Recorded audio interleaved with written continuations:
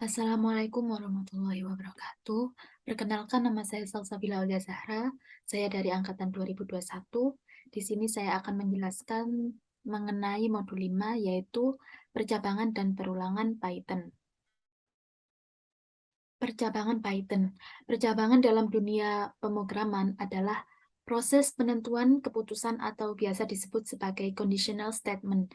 Dalam bahasa pemrograman Python, statement yang digunakan untuk percabangan adalah kondisi if, kondisi elif, dan kondisi if-else. Untuk yang pertama ada kondisi if.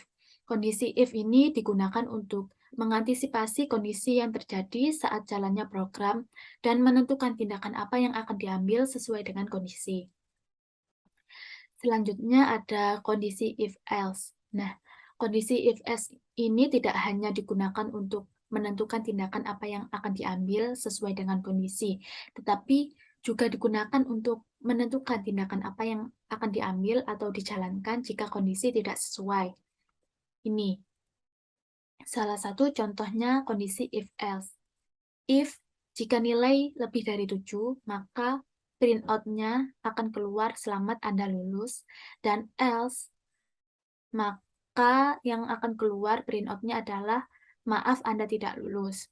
Berhubung nilai yang akan diinput ini adalah sama dengan 3, maka printout-nya yang keluar maaf Anda tidak lulus. Untuk yang ketiga ada kondisi elif. Kondisi elif ini adalah lanjutan atau percabangan dari logika kondisi if. Dengan elif kita bisa membuat kode program yang akan menyeleksi beberapa kemungkinan yang bisa terjadi. Hampir sama dengan kondisi else, bedanya kondisi elif ini bisa banyak dan tidak hanya satu. Ini adalah contoh dari kondisi elif. Lalu terdapat loop Python. Perulangan dalam dunia pemrograman adalah baris kode atau instruksi yang dieksekusi oleh komputer secara berulang-ulang sampai suatu kondisi tertentu terpenuhi. Di dalam bahasa pemrograman Python, pengulangan dibagi menjadi 3, yaitu while loop, for loop, dan nested loop. Untuk yang pertama, while loop. Pengulangan while loop ini biasa dieksekusi statement berkali-kali selama kondisi bernilai true atau benar. Perulangan while loop adalah perulangan yang bersifat indefinite alias tidak pasti atau bahkan tidak terbatas.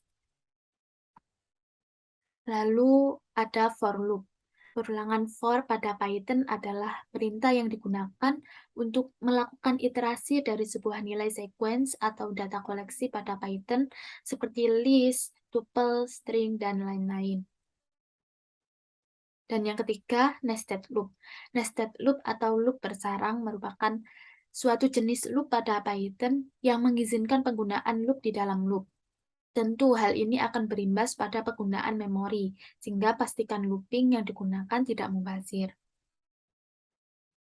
Nah, ini adalah salah satu studi kasus yang akan saya gunakan pada modul ini, yaitu Toko Jaya Santosa memiliki 3 jenis kemasan dengan kriteria seperti berikut. Kemasan A, kamera DSLR per box isi 10 piece. Kamera aksi pada kemasan B per box berisi 24 piece. Kemasan C berisi kamera mini per box berisi 48 piece. Nah, kapasitas satu palet untuk kemasan A, B, dan C adalah 30 dus. Isi tiap palet hanya satu jenis kemasan. Jika pengiriman menggunakan pickup, maka biaya yang dikeluarkan adalah 300.000 dengan kapasitas 6 palet. Jika menggunakan mini truk, maka biaya yang dikeluarkan adalah 450.000 dengan kapasitas 10 palet. Buatlah program untuk menghitung jumlah palet yang digunakan untuk menampung semua palet dengan minimum biaya pengiriman. Lalu kita buka aja programnya.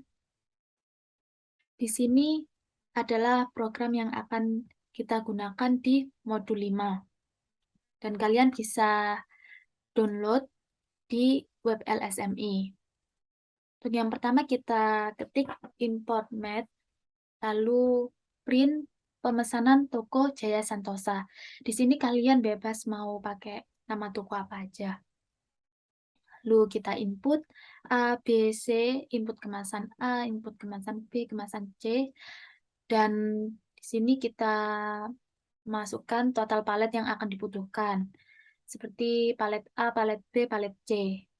Mat cell ini berfungsi untuk melakukan pembagian dan dibulatkan ke atas. Nah, ini kenapa 30? Karena sesuai dengan studi kasus, berisi 30 dus. Lalu kita ketikkan P sama dengan palet A tambah palet B ditambah palet C. Ini max M, ini untuk mini truck dengan jumlah palet 10, max N ini untuk pickup dengan jumlah palet 6. Minimum cost sama dengan 450.000 kali max M ditambah 300.000 kali max N. Nah, M ini untuk truk, N untuk pickup.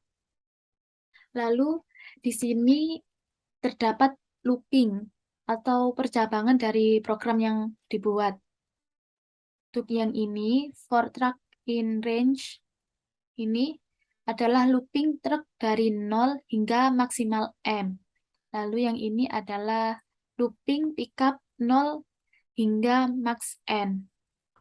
Karena palet harus diangkut semua, maka perlu menggunakan fungsi ini. Lalu kita print untuk menampilkan output. Ini untuk menampilkan output ya. Kita running program. Misalkan pada kemasan A, kita input 45. Kemasan B 65 dan kemasan C 42. Maka keluar ini untuk 45 box, 65 box dan 42 box ini kita membutuhkan 7 palet yang dapat dikirim menggunakan satu mini truk dan menghabiskan total biaya sebesar 450.000. Nah, dari hasil output ini dapat kita simpulkan untuk palet sebanyak 7 dapat dikirim menggunakan satu mini truk dengan total biaya pengiriman sebesar 450.000. Sekian penjelasan saya mengenai modul 5. Kurang lebihnya mohon maaf dan terima kasih. Assalamualaikum warahmatullahi wabarakatuh.